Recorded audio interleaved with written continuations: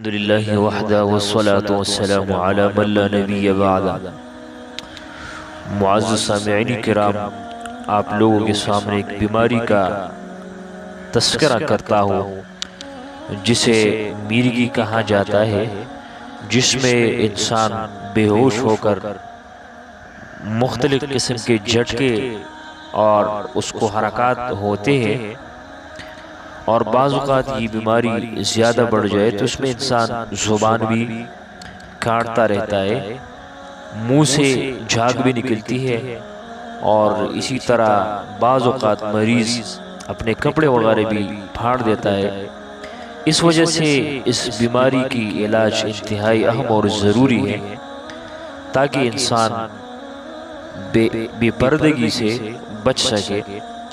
اس لیے آپ کے سامنے اس کا ایک انتہائی اہم وظیفہ پیش کرتا ہوں۔ سورہ جمعہ کی ابتدائی 4 آیات روزانہ پڑھنا یہ مرگی کے مرض سے محفوظ رکھنے کے لیے بہترین عمل ہے۔